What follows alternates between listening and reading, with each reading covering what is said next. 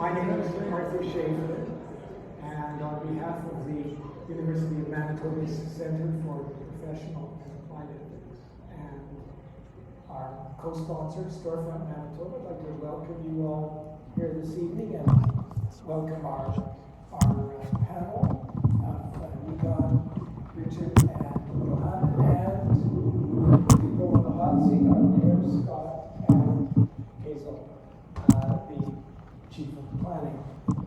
It's going to be a lively, interesting evening. Before we begin, I want to read a land acknowledgement. The University of Manitoba campuses are located, as indeed is all of Winnipeg, on original lands of the Anishinaabe, Cree, Oji-Cree, Dakota, and Dene peoples, and on the homeland of the Métis Nation. We respect the treaties that were made on these territories. We acknowledge the harms and mistakes of the past, and we dedicate ourselves to moving forward in partnership with Indigenous communities in a spirit of reconciliation and collaboration. I'm going to begin by asking Jaya Benj to bring to say a few words on behalf of Storefront Manitoba.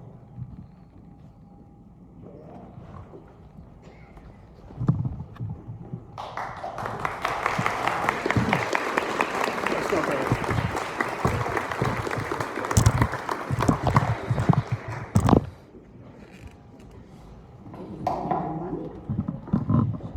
My name is Jay Benj. I'm the Executive Director of Storefront Manitoba.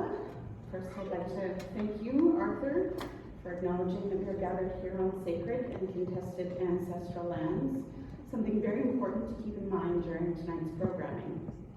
Storefront is very grateful to be partnering again with the Center for Professional and Applied Ethics at the University of Manitoba to bring you tonight's event. If you don't already know about Storefront's work, but I know I've seen a lot of very familiar faces in the lobby, we are a newly charitable organization dedicated to advocacy, education, and celebration of spatial design in Manitoba.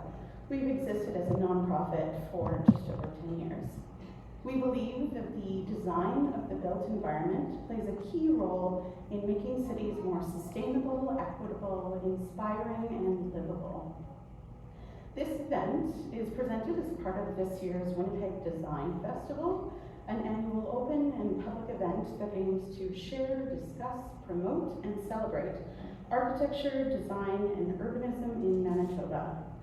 This year's Design Festival is focused on the theme Reflect and Re-envision as a way of reimagining the city's urban core and values. We have a very busy month filled with talks, tours, and installations, so I encourage you to head over to our website or follow us on social media to learn more. I'd also like to thank Miller Knoll for providing the furniture you see on stage this evening. I'll leave it there because I don't want to take too much time away from this very esteemed panel of guests. Thanks so much for taking your time out of your very busy schedules. And thanks so much to everyone who came out this evening to be part of this very important, critical conversation that I'm so glad we're having. Have a great evening.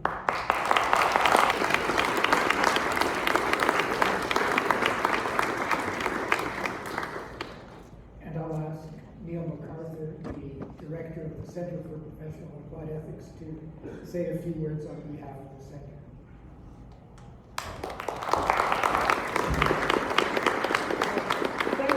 I'll be really quick too. It's really an honor to be here with all these terrific panelists, and I'm really glad we're able to participate in this event.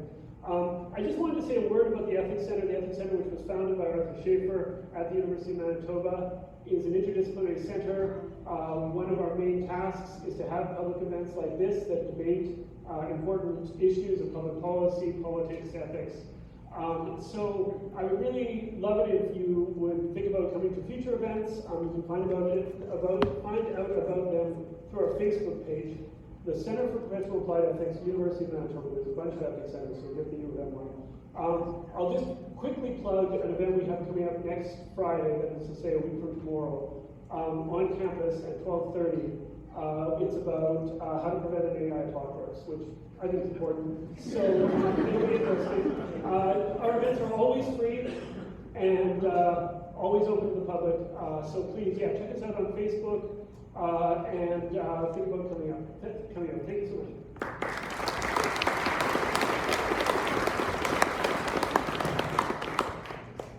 Perhaps I should mention that amongst his other talents, Neil's a filmmaker, and he's filming tonight's event. Video will be posted online, and CBC Radio Ideas is recording tonight's event. That's perhaps worth mentioning because the second part of our evening is going to involve discussion, exchange, question, challenge between the panel, Hazel and the mayor, and you, the audience. I'm going to ask, when we come to the question and discussion period with you, I'm going to ask you to identify yourself and your affiliation. If for any reason you would prefer to be anonymous, you might not want to ask a question. Your call. Before I introduce the panel, each of whom will speak for about 8 minutes. I requested a trapdoor so that anyone who went beyond their limits could be dropped to the basement of the warehouse, but they couldn't manage that. But I'm hoping that our speakers and the respondents, Scott and Hazel, will all stick to about 8 minutes, and then we'll therefore have 3/4 of an hour, maybe more than 3/4 of an hour for open discussion, questioning, comments from the audience. And there are 2 microphones, by the way, so when it comes to the audience question period, because it is being recorded by CBC, I ask that you come up to ask your question or make your brief comment from one of the 2 speakers in each of the hours. So, before I call on Ilana to start us off with her presentation, just wanted to make a few comments to frame the night's discussion, debate, challenge. The title of our session is Values for a Livable City, Priorities. So priorities is about what matters most. If you ask someone, or if you know about someone, what matters most to them, you really know who they are. And I think the same is true of a city. If you know what the city's priorities are, you'll know what kind of city it is. So we're going to discuss, debate, challenge each other about what our priorities should be. But I wanted to start by focusing your attention on the word livable. If this discussion were being held in Toronto rather than Winnipeg, it would have to be values for a great city, values for a world-class city. But great cities and world-class cities aren't always livable cities. Indeed, I sometimes think there's almost an inverse correlation between greatness and livability. We deliberately chose the term livability, which is closely associated with sustainability and also with issues relating to quality of life. And the first question when you say livable is livable for whom? I doubt that there are very many cities in the world that aren't very livable, at least for those with great wealth and power and privilege. But presumably what we're interested in is a livable city for all of its citizens, for all members of all of our communities.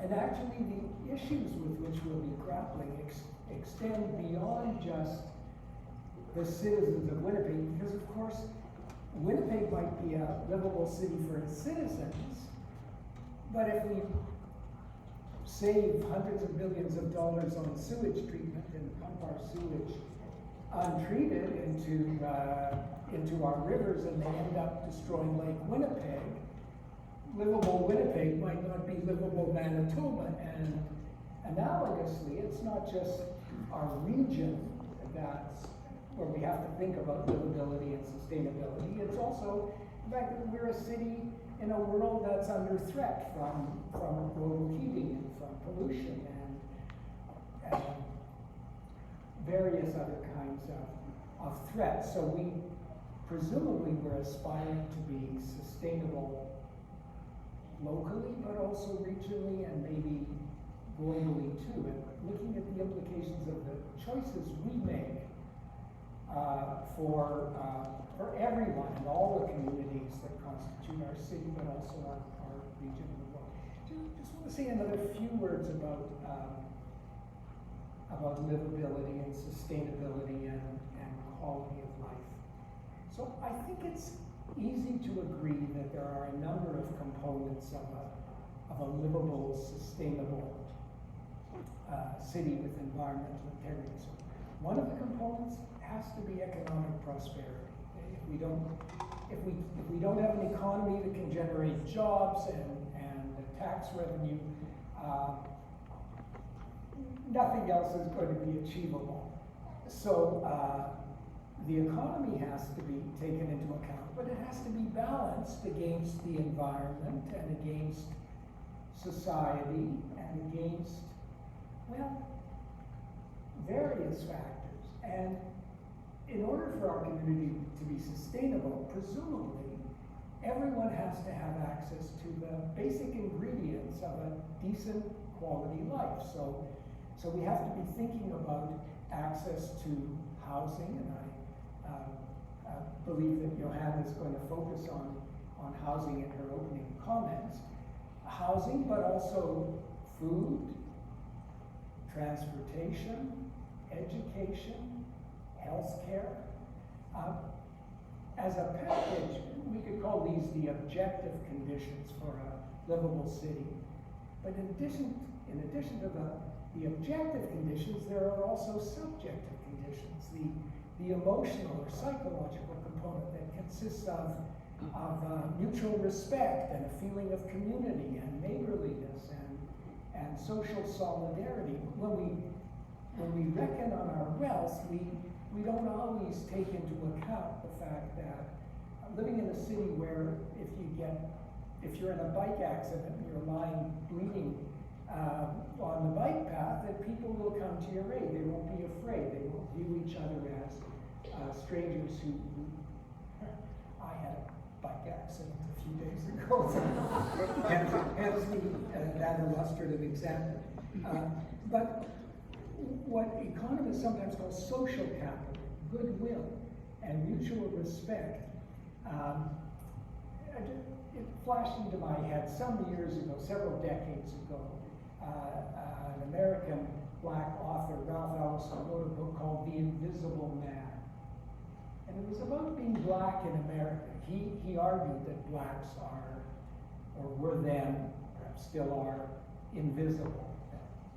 That they somehow didn't count, that they were reckoned as the other, they were seen as part of the dominant white community. And it may be that Megan and some of our other panelists and the mayor and Hazel may also want to talk about the status of racialized communities, in particular Winnipeg's very significant Indigenous community. So, livability, sustainability, quality of life, objective components, subjective components.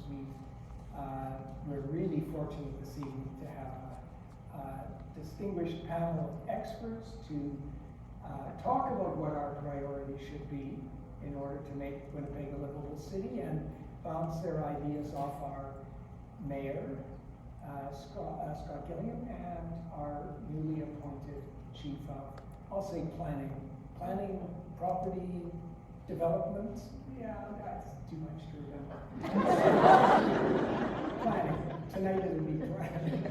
So, with those introductory framing comments, I want to call on our first speaker, who is Johanna Herman. Johanna pronounced her last name for me, I can't do it. She may just decide to correct me and give the correct pronunciation. So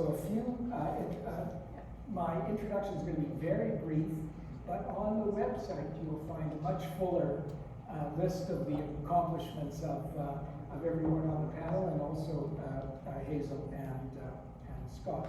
So Johanna's an architect. She's the co-founder of Barcode Architecture. 5468796 is the name of the firm. Really catchy, that. I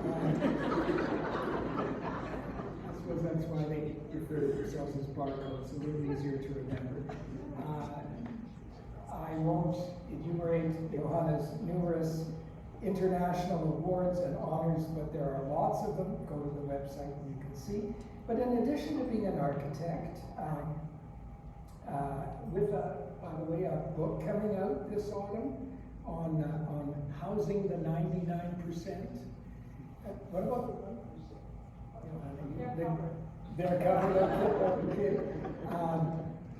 But Johanna describes herself as an activist, an activist, an advocate, and an educator. And she truly is all three, as you will see in a moment. Johanna, present yourself.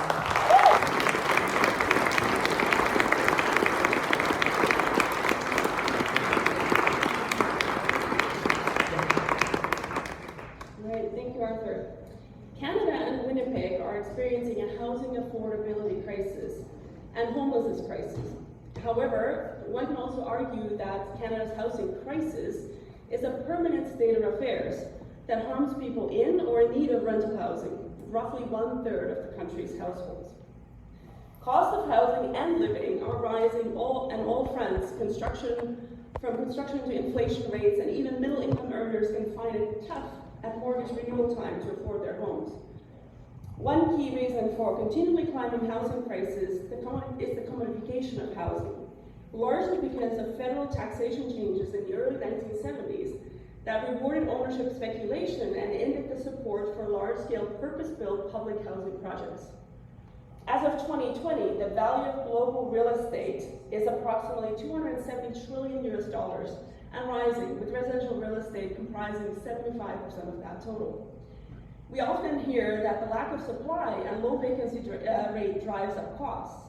But between 2006 and 2016, almost 30,000 extra homes were constructed each year compared to the increase in the number of households in Canada. And yet, housing prices and rents went up at a breakneck speed in the same period.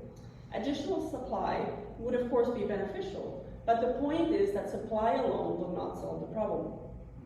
Renter households in Winnipeg, CMA, face very different housing affordability challenges depending on their income level. And this is critical. Households in the first income quintile that make less than 27,000 per year can only afford rent in the 4% of the rental universe.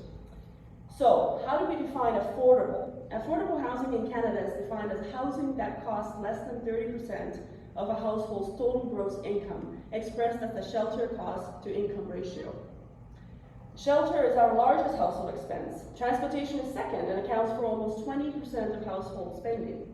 The link between housing affordability and transportation costs is significant. Locating affordable housing away from job centers, which serves to increase the demand for car ownership, only deepens the inequity between the low and high income earners. According to 21 census, 63,000 or 19.3% of households in Winnipeg spend more than 30% of their gross income on shelter. For renters, that percentage is 35.7%. In addition, 12.1% of all households are in what's referred to as poor housing need, meaning that its housing does not meet one or more of the adequacy, suitability, or affordability standards. With this total, the need is disproportionately large for single-parent, recent immigrants, and Indigenous families. Moreover, it is estimated that there are about 10,000 homeless and hidden homeless people in Winnipeg. Particularly at risk are Indigenous people and the LGBTQ community. In Canada, social housing that serves these communities represents a mere 3.5% of the country's total housing stock. Comparatively, in Denmark, social housing accounts for 24%, and in the Netherlands, 32% of the total housing stock. But we certainly don't need to look to Northern Europe for better models. Canada used to have a much larger stock of social housing. Since 1972, the percentage of social housing units built has dropped from 20% or over 20% to less than 1%. And as a result, all social and affordable housing structure, social and affordable housing structures in the country, only 5.2% have been built since 2000. Manitoba has been without a provincial housing policy since 2016, and the government has begun to privatize its portfolio to address rising costs. 2018, nearly 950 social housing units were being transferred to non-profit agencies and the private sector. At the same time, Finland, my home country, plans to eradicate homelessness by 2027.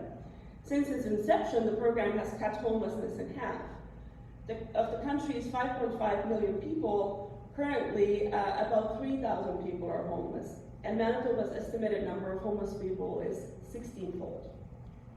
Finland's strategy is based on a simple concept, housing first, and the key to it is that individuals and families are not required to first demonstrate that they are ready for housing, but rather support services are provided concurrently.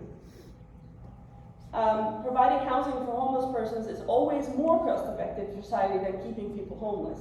As per Finland's experience, the cost saving for the society are at least in the 15,000 euro per person per year. 2017, the federal government announced Canada's first ever national housing strategy, a 10-year, $70 billion plan in partnership with the CMHC. And while this, of course, is good news, the results have been mixed so far, with many programs geared towards incentivizing the private sector to build more affordable units. It's important to remember that who produces and holds the stock of housing is a big issue for affordability, especially those in the lowest income bracket or the lower housing need. So let's examine some of these programs for affordable housing.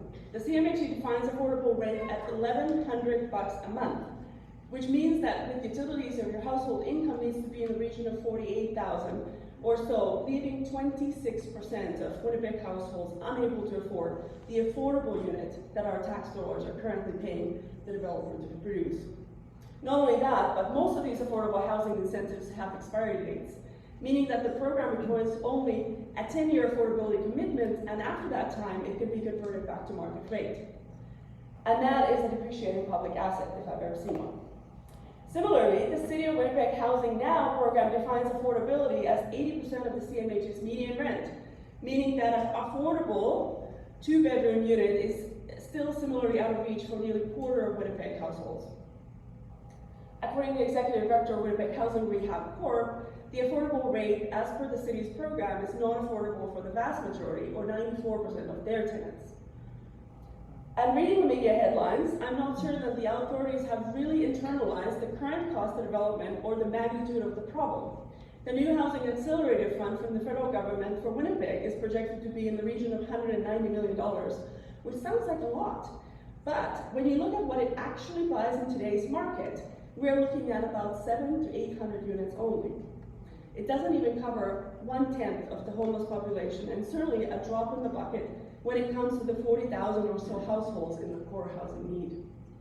Or if you look at simply bridging the gap between the so-called affordable and market, say the $350 per unit, which was the case for our new project, the Bend on Alexander at the waterfront, this money would still only buy, to be able to moderately offset rents for only 4,500 new units over 10 years. And in considering something deeply affordable, the number quickly drops to less than 2,000. So, I don't think that the conviction is matching the financial commitment. The province's current negotiated RFP tops at 13 million. That's the province, and that equals about 52 units when we apply to the real cost, and there's no other program in sight. Furthermore, the program will provide only maximum of 118,000 per suite. Where will the remaining 50% come from? The RFP also states that applicants must be ready to apply for building permit within 6 months, The reality is that it takes 6 months of work and paying professionals to get to the point of the process where you're ready to apply for permit in 6 months. And very few nonprofits can do this without upfront funding. Building new is also more expensive than renovation. Manitoba Housing, WHRC, and other nonprofits do not have the funds to maintain their existing housing stock. And existing rental properties are arguably even more important in this equation, as they account for the majority of the rental universe and will continue to serve as the foundation for affordability. On the other hand, exclusionary zoning by municipalities continues to block new purpose-built rentals where they're most needed. And while we know that there is an acute need to get more affordable housing approved now, or rapidly, or at an accelerated pace, so far, I think the well-intended process has gone in the opposite direction, as I'm sure Mayor Gillingham and Hazel very well know, adding cost, time, and red tape to an already difficult scenario. So affordable housing is not about intrepid local groups doing projects here and there with disjointed layers of public funding at different periods. It's about implementing policies to sustain a system of capital funding, mortgages, and rent subsidies, plus support services for people with disabilities and addictions, and so on the scale that makes a difference. So how do we get there? Here's my quick hit list for discussion, and then I'll let others talk. Double and triple the public housing stock. Regardless of political leaning on ideology, stop relying solely on the private sector to solve the issue. Even one of Canada's largest banks, that's Scotiabank, recommends it on their website. Acquire and rehabilitate existing buildings into the public housing portfolio as better value proposition for long run. Scale up nonprofit development of non-market housing on public and community-owned land. Channel the dollars to the right partners. So nonprofit organizations that have the know-how to leverage and innovate and to make money go the road the furthest. Eliminate onerous and difficult to navigate RFP processes, but rather truly partner with the nonprofits. Implement get out of the way zoning. I'm sure you'll love this, Hazel. Eliminate parking minimums across the city. Get rid of single-family zoning everywhere. Get rid of lot area unit maximums while keeping massing requirements. Undertake and invest in citywide utility capacity map and make it available for all parties interested in adding density in the core area in the mature city. And strengthen incentives for the core area. Expanding the city's footprint further is a lost leader for the city's bank account.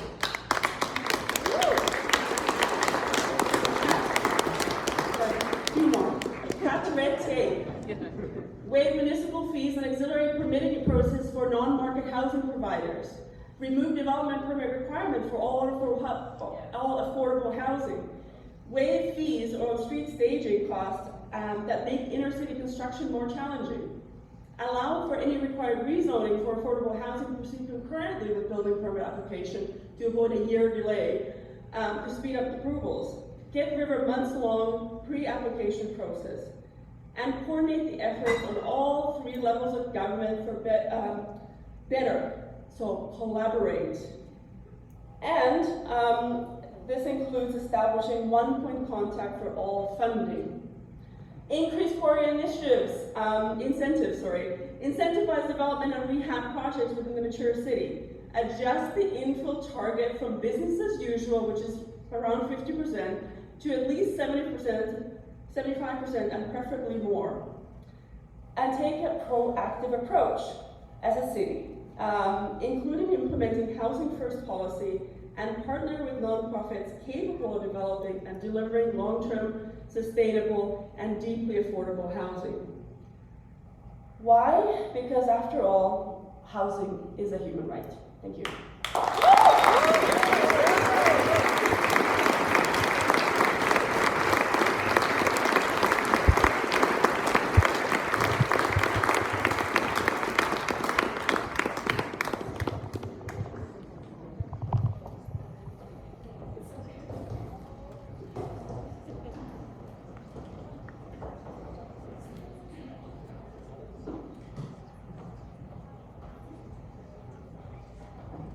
Second speaker on our expert panel is Richard Miller. Richard is the head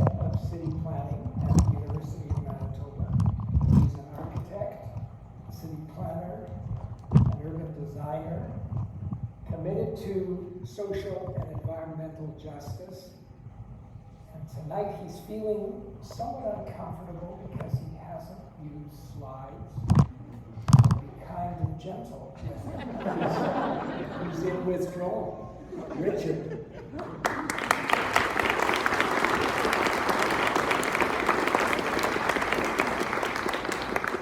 I call this working without a net. Just having that thing to fall back on. I also, we said 8 minutes, I always put a timer on my students, and since I noticed there's a whole lot of them sitting here, I've got my timer here.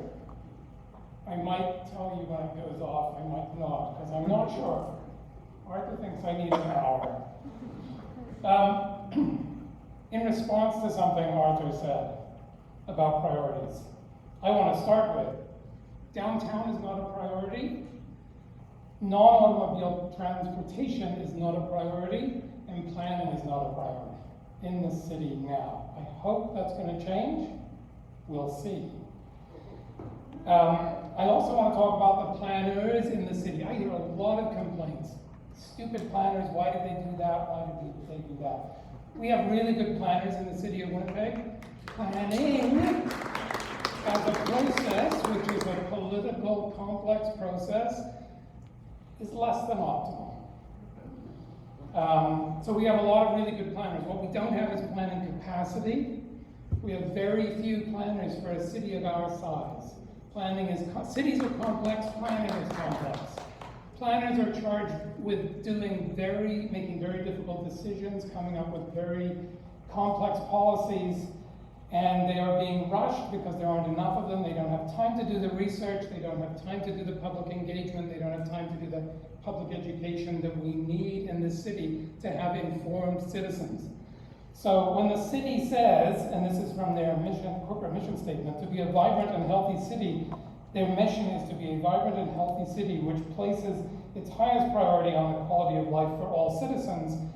If we don't have the planning to back that up, that's never going to happen. And even if it does, that all is really important, as Arthur said at the beginning. This has to be the quality of life has to be good for everyone, otherwise it isn't really a livable city.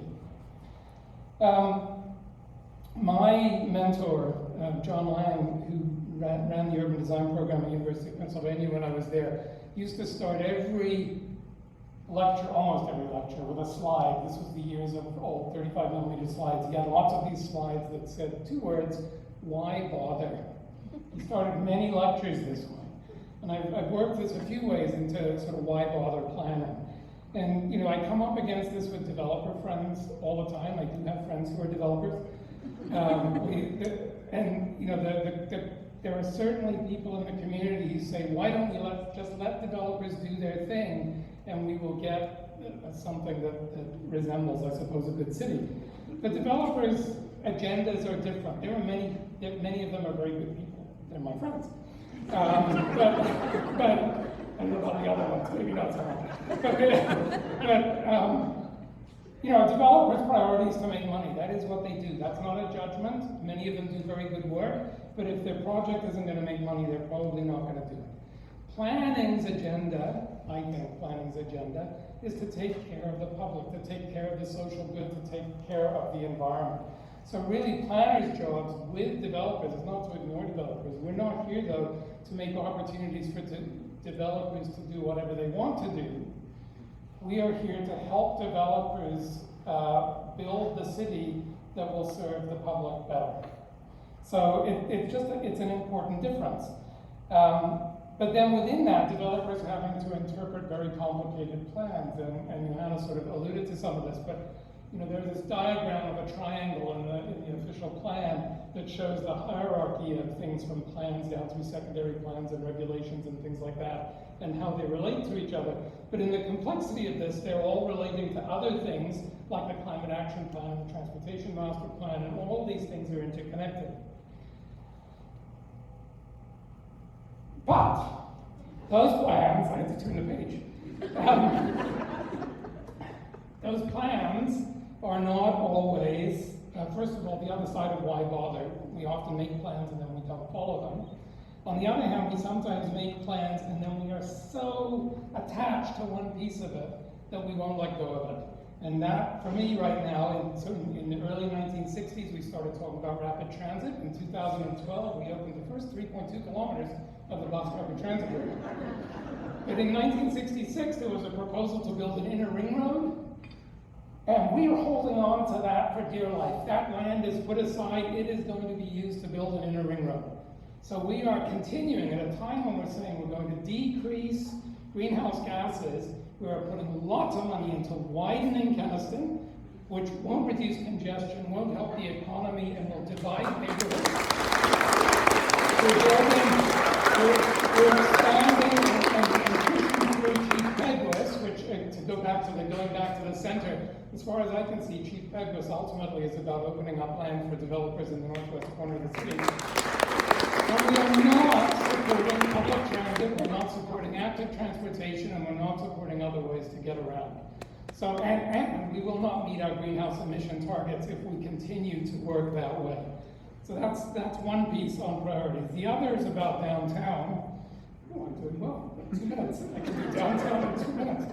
So, downtown. I mean, I've lived through, in my life, really the gutting of downtown. I remember coming downtown as a kid, and anyone my age can stand on a corner and say how many movie theaters were within 3 blocks of where I'm standing at the corner of Hargrave and Portage, because people still went downtown, people still lived downtown. Downtown was, in the current parlance, a complete community.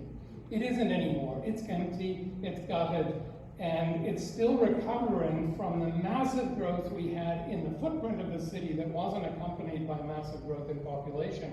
Between about 1960 and 2000, the city doubled its footprint, where it was only growing at about 1% per year. So it grew by 34%, and it expanded, it doubled in size.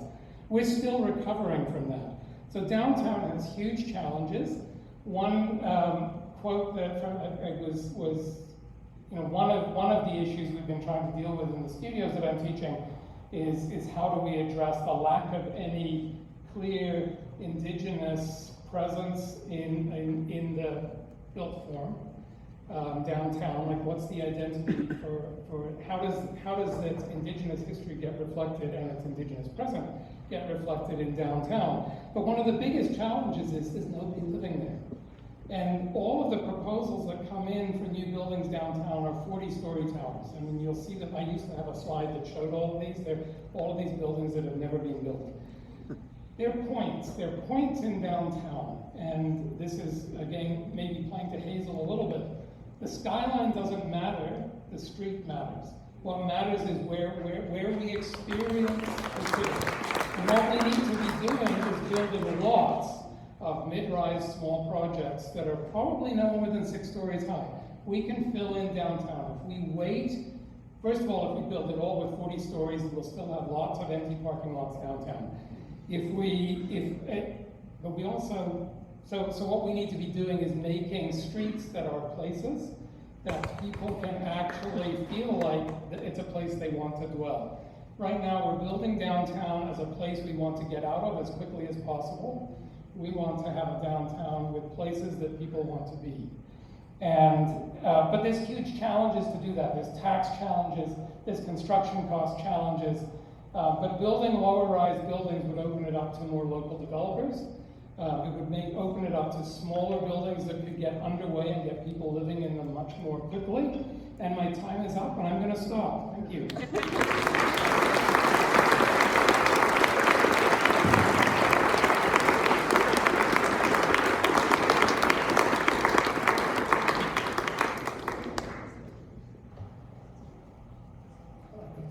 Richard Milgram just proved that there's life after PowerPoint.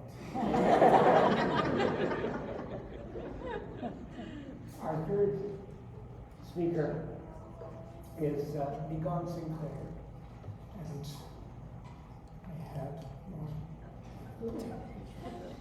Megan, I may have to ask you to introduce yourself. He's a member of Little Peguis First Nation. How am I doing? You just correct me if I get things wrong. Megan is a professor in the Department of Indigenous Studies. I think head at the moment. Is that right? Are you? Not anymore. Was head.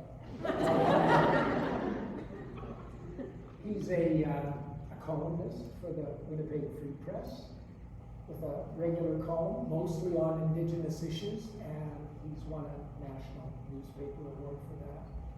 And he's involved in CBC Television's Power and Politics, where he represents the Indigenous people of Canada.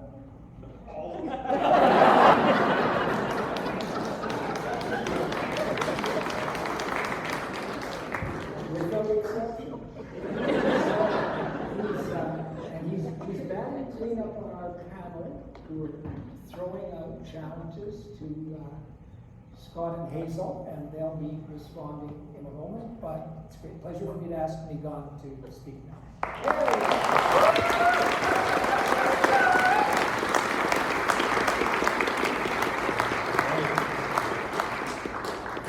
Making Arthur do the oral tradition there. So yeah, I'm going to try to be as productive as I can in 8 minutes, but it's very hard not to already start to respond and speak a little bit about some of the things that my panelists have said. You know, I'm a child of Manitoba housing. I am the product of what public housing will do. Public housing saved my life. And I can tell you that as a young Indigenous person, that was the place in which it was crucial for my life growing up to grow in that safe environment, to make sure that it was that we had a place to go because we were on welfare for many years. Also, the idea that with all absolute due respect, there are people living downtown, they just are living in tents. And the fact is, you know, as a captain of the Mama Bear Clan, I visit them every week. We work with the encampments. I do tent drives, taking tents right now for anybody who's looking to donate a tent. We are the ground zero of a 150-year project to drive Indigenous peoples into poverty and, for the large part, eradication. We are ground zero for the inheritances of the violence of this country, and nowhere else does that take place more than in Winnipeg. Perhaps Thunder Bay is a tie, perhaps Regina is a tie. Nowhere else do we deal with that issue more prevalently on an everyday basis than right here in Winnipeg. 13% of Winnipeg is Indigenous, nearly 20% of Manitoba is Indigenous. That means every single one of you is living beside, working with, or married to an Indigenous person. What does that mean? That means that every single one of you is touched by the violence that we continue to undergo in a current sense. And that means that an egregious problem needs an egregious solution. And one of the most amazing things about this place is, I didn't have any slides because my slide would have said, get out of the way. Partnership. That's all it would have said. And I think that's the challenge that we have to face, which is that we have a culture of patriarchy, we have a culture of control, we have a culture of deficiency when it comes to thinking about our population in Winnipeg, which is our most employable population, our most available population, and yet our most over-policed population, our most driven into poverty population within this place. But amazingly, despite all of those issues, and I'm not here to give a big history lesson, despite all of those issues, we see more solutions in this city to the issue of 150 years of violence than any other city within the country. And I think we should be proud of that, but we also should realize that that is just the tip of a very large iceberg of inheritances that we have yet to do. So what are some of those solutions that I'm talking about? We have the largest volunteer-run, Indigenous-run operations taking place, saving the streets of Winnipeg, with the Bear Clan, the Mama Bear Clan, 204 Initiative, and then the Downtown Safety Partnership. These are essential services, but the question might be is why are they, for the most part, exclusively volunteer-run? Why do we keep sending incompetent, well-serviced, but well-trained in the areas of dealing with perhaps reactive justice, but absolutely incompetent to deal with the issues of reconciliation, police officers, paramedics, those who frankly, whose job is not to deal with those things, but they are forced to deal with those things. And I've seen more situations currently at the moment. We can all think about William Amu and his family, who suffered incredibly greatly as a result of the failure of services within our province for people who frankly don't know how to deal with the issue of reconciliation and empathy when it comes to dealing with each other in a fair and just manner. We can continue to talk about those issues, but let's talk about what is going to be the economic juggernaut in this city, which is not international corporations from Texas and New York, but it will be the Indigenous community. It is Indigenous peoples who will be the driving gasoline force for this city in the future. Hudson Bay, the Hudson Bay building, inheriting a building where a corporation comes, takes as much money as possible, and then abandons us. And who's left to clean up the mess but it's Indigenous people yet again? And that here we are to inherit a building, to remake it, to redevelop it, to re-envision it, and we need partners to be able to join with us in that regard. Niweo-Dana, the building, the great urban reserve for 7 First Nations on Route 90, on Kenniston, the Assiniboine racetrack, the 1075 Portage. We have this opportunity. We have more invested First Nations wanting to get into the city more than ever, and yet we continue to have this aversion, either politically or otherwise, to the development of urban reserves. Saskatoon has almost 3 dozen. And here we are in Winnipeg on the cusp of the largest economic juggernaut in history. And oh, by the way, instead of giving tax breaks to $1 million corporations who take the money and take it elsewhere, when we give it to First Nations and Métis, guess where the money goes? Here's a hint to you, to us. It stays right here. And that's a remarkable solution. That's what's called an egregious solution to an egregious problem.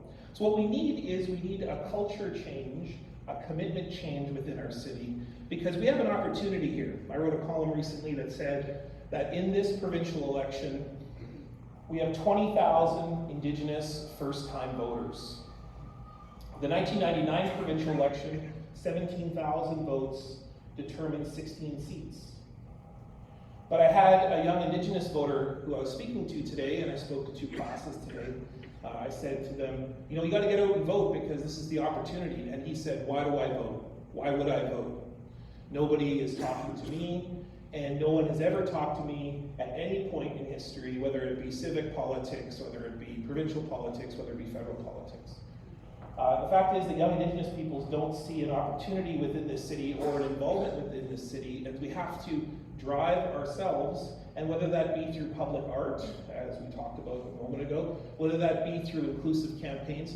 But I think for the most part what it does is we need a culture of understanding, a true commitment far beyond an accord, which is an optional accord where businesses can choose to be a part of and put a laundry list of various things they do. Mostly it's just territorial acknowledgement, which does nothing.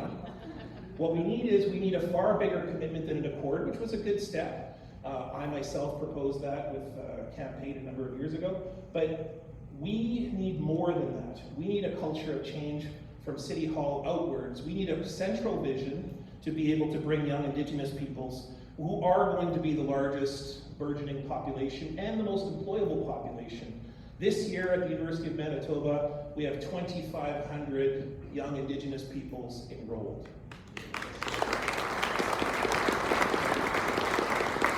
That's doctors, lawyers, dentists, nurses.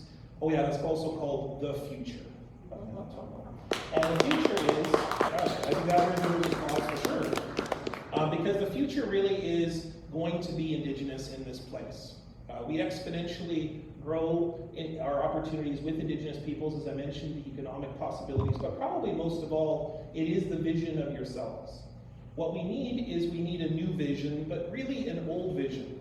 We need to commit to the spirit of treaty that created us in this place, the name of Winnipeg, which is a Cree word that talks about the ways in which life operates in the water, the Atagib, the algae, and that we all come together to create life.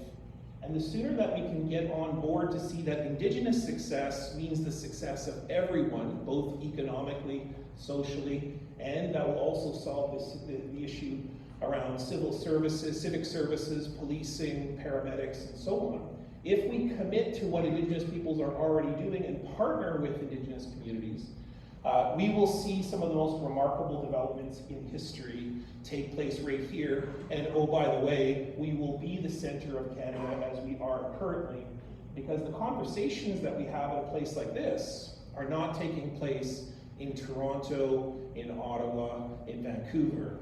They are happening right here in Winnipeg.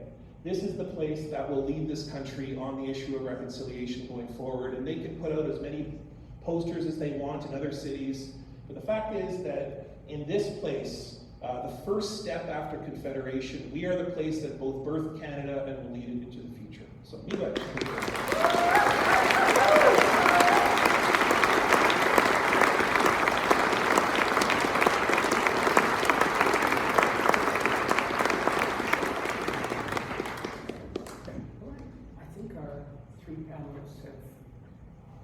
Raised enough issues to occupy the mayor and our chief of planning, and I'm now going to introduce them together because they're going to do a tag team act in responding to the issues and the challenges. So I'll start by introducing Mayor Scott Gillingham. Scott was a pastor for 20 years. He served 2 terms on city council. He's been mayor of Winnipeg for about 10 minutes. 15. But I want to pay a personal tribute because I could be wrong. You may think of other examples of this, but if I think back over the past half century in political campaigns, I'm really at a loss to think of another politician who has campaigned prominently on a platform of increasing taxation. And full credit, I think that was brave. And in a city that's so desperately short of resources for housing, for transportation, and for everything else that's important, including what we haven't spoken about yet, which is the cultural richness of Winnipeg and the artistic community, theatrical community, and everything that contributes to making Winnipeg a vital place. We're desperately short of resources, so bravo to the rare politician who's willing to, interestingly, successfully campaign on a promise to increase our taxes by, was it $42 million? 3.5% a year. After tonight, I think the 42 million is going to have to be somewhat higher. At all events, Scott will be in a moment responding, and with Scott in responding will be Scott's been mayor for 15 minutes. Hazel's been the director of planning for about 3 minutes. But for 20 years prior to that, she was the president of Placemakers. And the focus of Placemakers was on creating vibrant, walkable communities, resilient communities, livable neighborhoods, and sustainable urbanism. And my oh my, doesn't that pretty well cover all of the issues that we've raised tonight? So it's a great pleasure for me, and I'm very grateful on your behalf and on ours that our mayor was willing to put himself on the hot seat tonight, and that Hazel's going to hold his hand and nudge him when he stumbles or gives the wrong answer. Who's going to go first? I think I've drawn the short straw here. That's great. Well, thank you very much, Arthur. Let me thank the ethics group department for putting this on. Thank you to all of you for coming tonight and being part of this conversation. And also grateful, Johanna and Richard and Dion, for your presentations, and you've given us so much to respond to. And it's my privilege to be able to respond. And I'll tell you what, I'm going to, please, this is not coming across as defensive, it's not. I'm going to talk a little bit about some of the things that we're doing, because, for example, Johanna, one of the slides you had was a slide right before the cut red tape slide. You had like 6 bullets, or something to that effect. I think 4 of those were my campaign platform, something along that line. So the point of the matter is, there are several things. There are several times tonight with each of you I said, yeah, they're right. Didn't agree with everything, but that's what these conversations are all about. And so I hope I'll explain some of the things that we are doing. We have a long ways to go. This is good conversation. a lot of this, the trajectory that, you know, each of you are kind of pointing us towards are things that we are already beginning to work toward, and we know we need to go towards some of them. I'm not sure, I think I'm supposed to respond to each one kind of for a few minutes. I'll try to do that. I took some notes. So I agree with you, Hannah, on this focus of housing first as a strategy.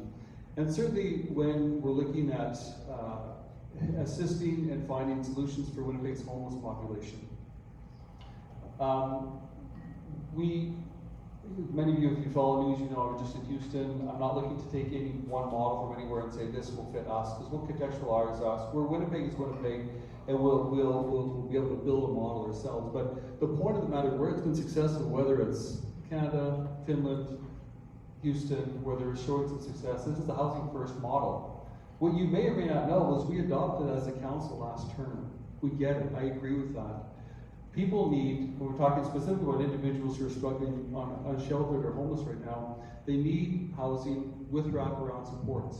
You can't put someone into a house that is struggling and just say, good luck to you, here's the keys, hope you make it. So we need to make sure that when we're housing individuals, that there's wraparound supports that they have as well. Right now, I think we all know this, there is a shortage of housing. Across Canada, there is a shortage of housing in the city of Winnipeg. There is a shortage of housing kind of at almost every price point, certainly in affordable housing, without a doubt. There's a shortage of that. So some of the work, and Hazel's gonna take it to a different level, but at a high level, I can tell you this. I know that our role as council, mayor and council, is to create the environment to get more housing on stream faster.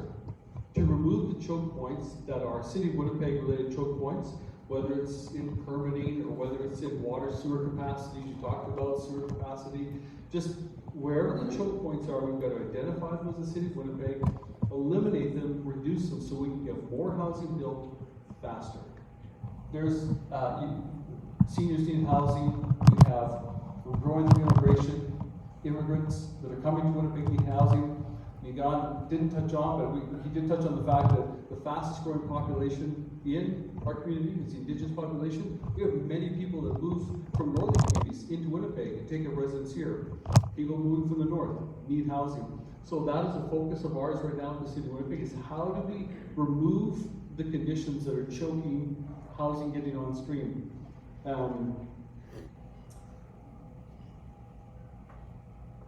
You talked about, I know Johanna brought up the infill target, and finally, over the last few years, in the last term of council, we finally put a target of infill, saying that we wanted at least 50% of all development to be infill development. Is it too low? Possibly, but the last time I asked, now I don't have it in front of me, the last time I asked, we're actually exceeding that target right now, which is good news. But again, it's kind of a chicken and egg a little bit. We can't do even more unless we remove some of the choke points that we see. Right now, there's at least one project that would be a great project, but there's not the water sewer capacity to handle it in an area where there's already water sewer. So we've got to identify the problems.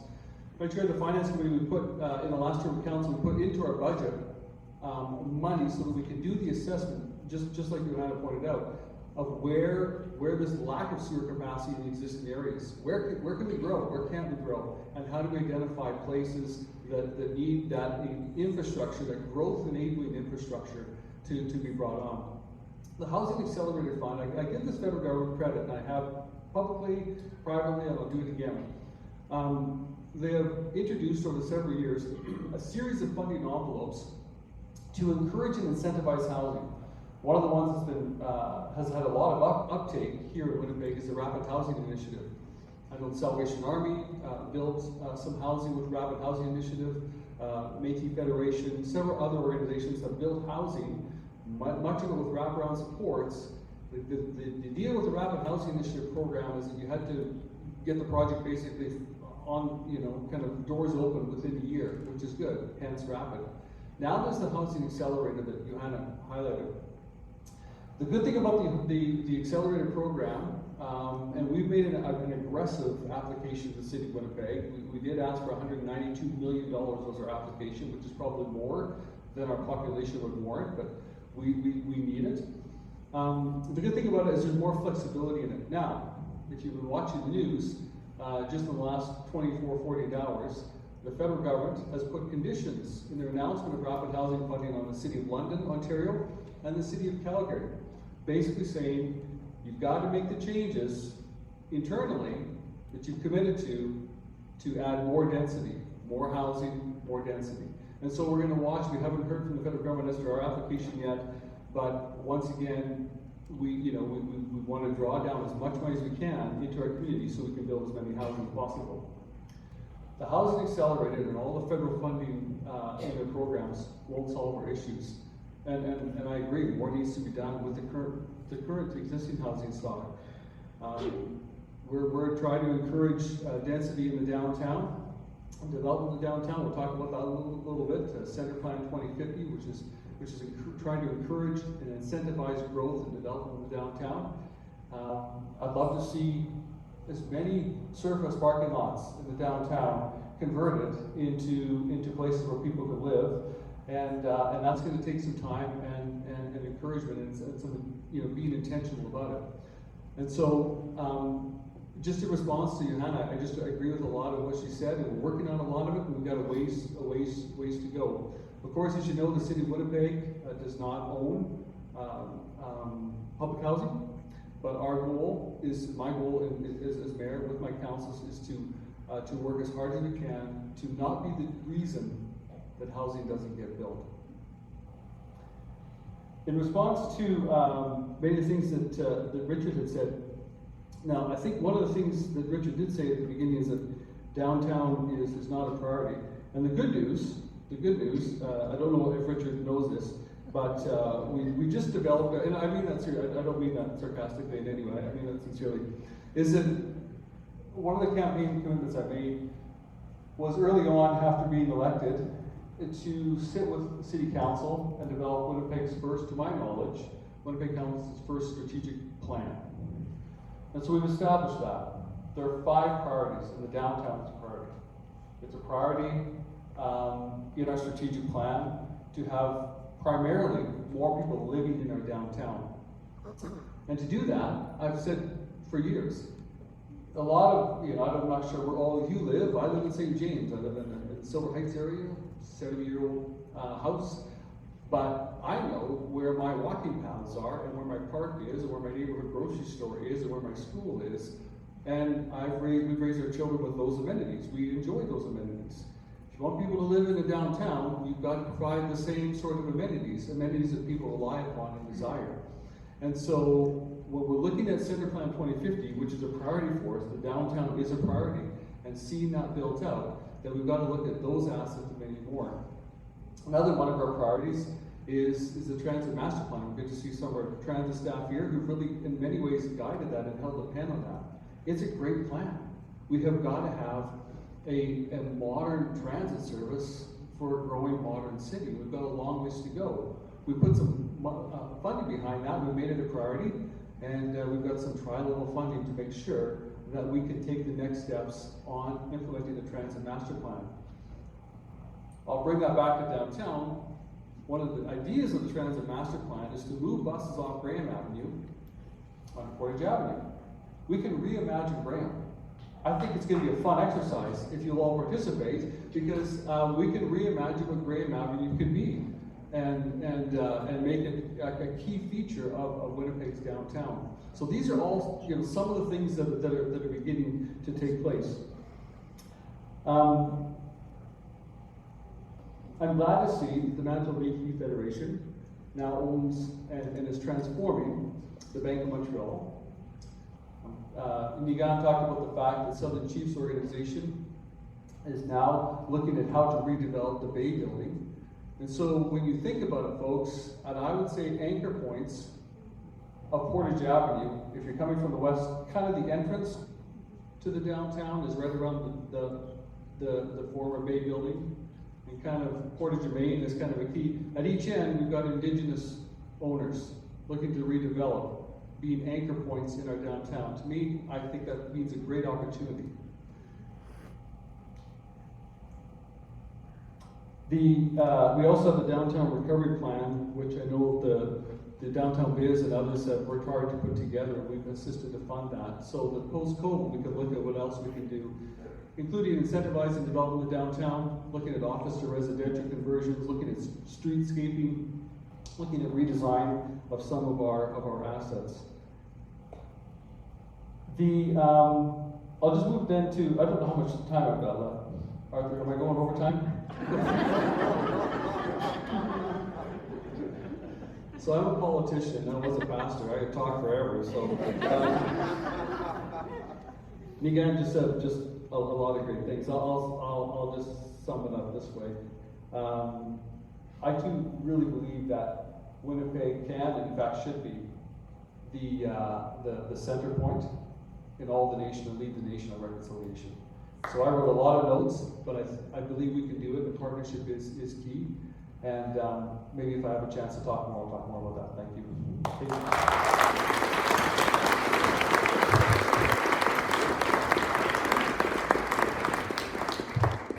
Wow. This was fun and also deeply sobering. Thank you, Arthur, for your kindness, your vision, your hope in putting together this evening's space for dialogue. I'm really glad to be here.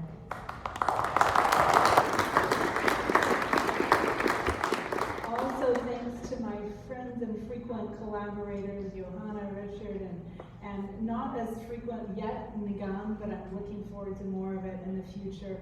Loved your thoughts tonight.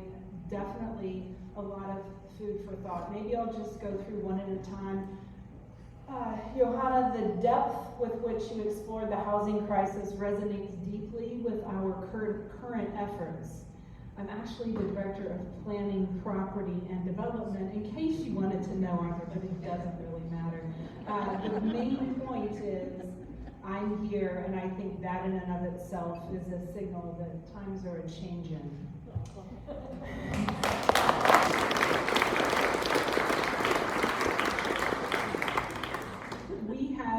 Planning, Property, and Development has long recognized the urgency to address housing challenges, and we've actively championed initiatives to catalyze that change.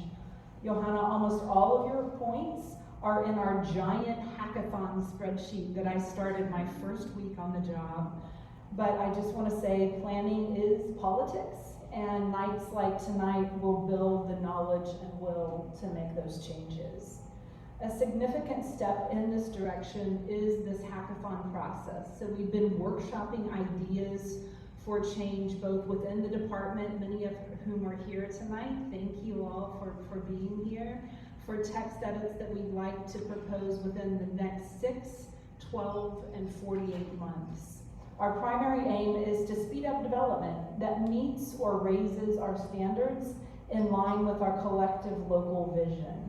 Upon Council's approval, we'll look at robust incentive structures that promote diversity in housing types and promises quicker processing times. This, we believe, will lead to the emergence of naturally occurring affordable housing. However, that is not enough. We are also aware of the complexities of the housing scenario and realize that singular action, no matter how impactful, will not suffice. To bolster our efforts, the city has proactively applied for the Housing Accelerator funds that the mayor was just talking about from the federal government. Additionally, our downtown plan, Center Plan 2050, will guide investment and development in downtown Winnipeg for the next 30 years. It will be a request for investment. It will look different than our past planning efforts. This project will include downtown urban design guidelines, a streetscape design standards manual, and a functional design of bike routes for those of us who mainly get to work on foot, on bus, and on bike, which I'm one of those folks, although we do have one car in our family for our 3 adults. I do bum a lot of rides from all of you in the audience, and I just want to acknowledge that and say thank you.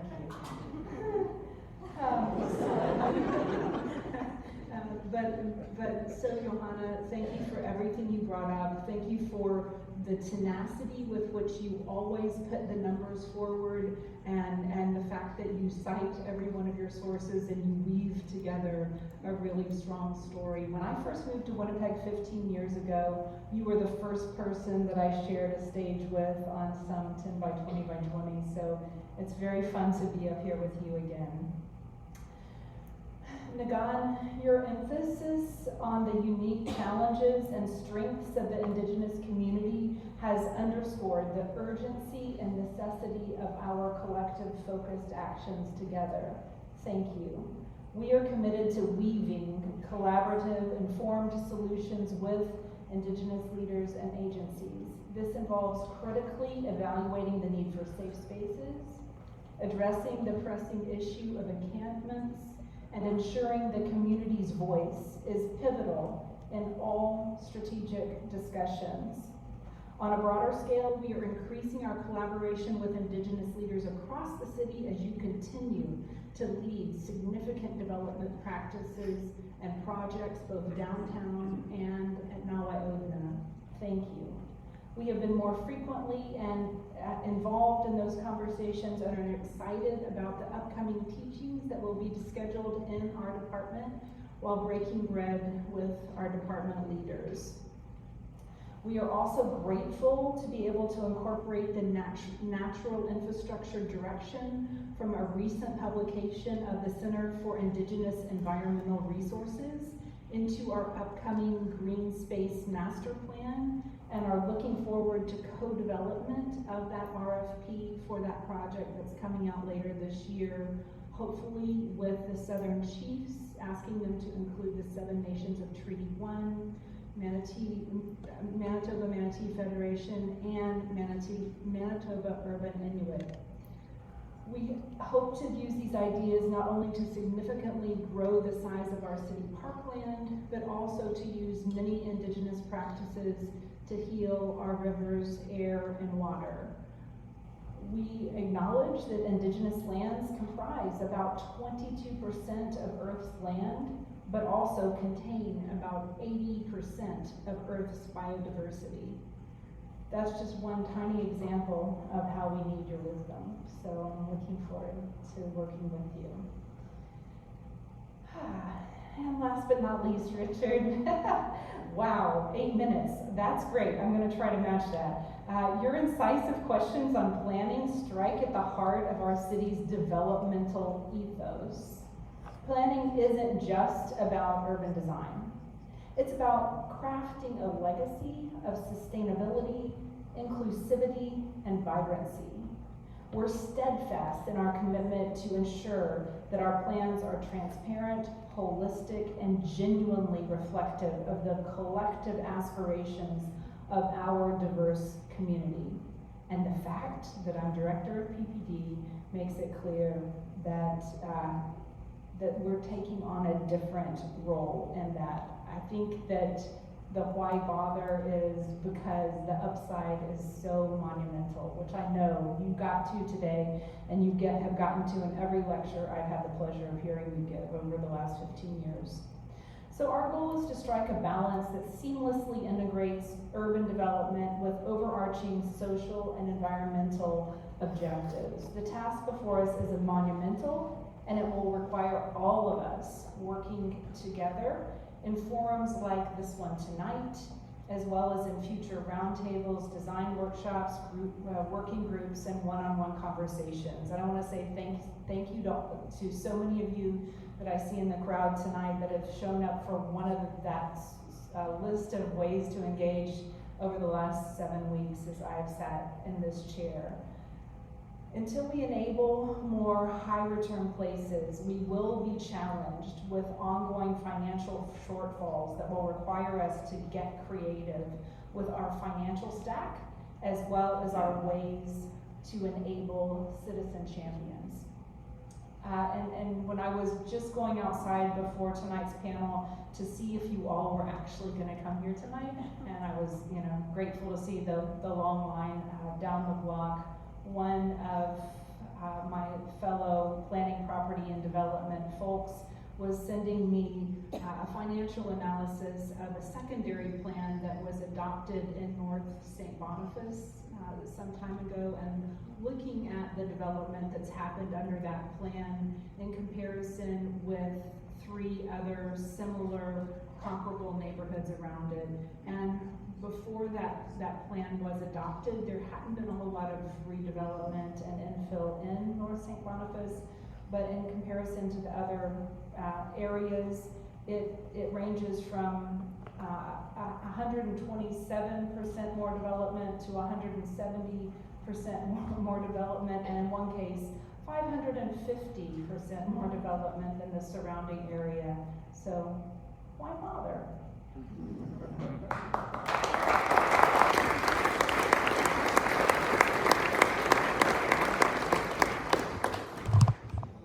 Thank you. On your behalf, thanks to our 3 panelists and to Hazel and Scott.